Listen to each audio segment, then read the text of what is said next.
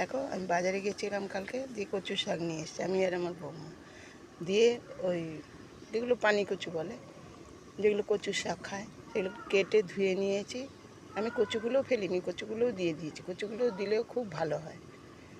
পরে কি দিয়ে বানাবো তোমাদেরকে জানাচ্ছি। এখন কড়াইয়ে একটু নুন আর জল দিয়ে সেদ্ধ করে নেব। সেদ্ধ করে নিয়েছি, ছোলা সেদ্ধ করে নিয়েছি, ছোলা সেদ্ধ দেবো।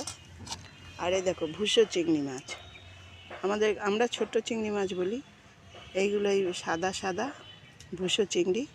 আর এই দেখো কাঁচা লঙ্কা চেরা, হলুদ, রসুন আর আদা বাটা, আর একটু কাজু কিশমিশ, তারপরে জিরে আদা সব জিরে আর ধনের গুঁড়ো একসঙ্গে এর মধ্যে পেস্ট করে নিয়েছি আজকে। আর দেখো ফোড়নে দেবো 5 ফোড়ন, শুকনো লঙ্কা, তেজপাতা। আমি এবারে কড়াইয়ে তেল দিয়ে দিয়েছি, আমি এবার দিয়ে দিলাম।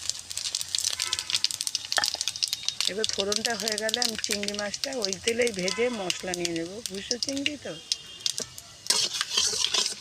দেখো তেলটা হয়ে গেছে, আমি এবারে চিংড়ি মাছটা দিয়ে দেবো। একটু হলুদ নুন দিয়ে ভেজে,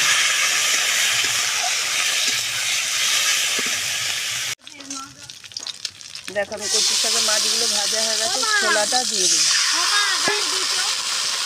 আমি কাঁচা লঙ্কা, আদা, হলুদটাও দিয়ে দিলাম, রসুন।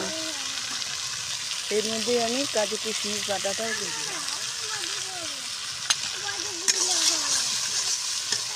মশলাটা কষা হয়ে গেছে, তেল ছেড়ে দিয়েছে। আমি এবার কচুর শাকটা দিয়ে দিই। এবার নেড়ে ছেড়ে মশলার সঙ্গে শুকিয়ে নেব। এবার একটু নুন দিয়ে দিলাম,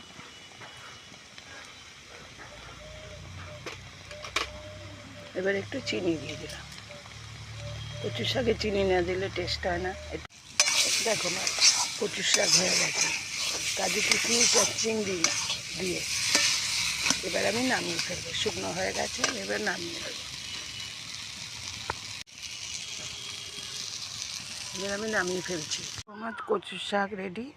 এইভাবে তোমরা ভুসো চিংড়ি মাছ দিয়ে করবে। এমনি চিংড়ি মাছ দিয়ে তো ভালোই হয়, কিন্তু এই ভুসো চিংড়ি, অনেকে আমরা কুচো চিংড়ি বলে, অনেকে ভুসো চিংড়ি বলে। তা কেমন লাগে রান্না করে খেয়ে দেখবে। আমার পাশে থেকো, কমেন্ট করো, সাবস্ক্রাইব করো, লাইক করো। টাটা।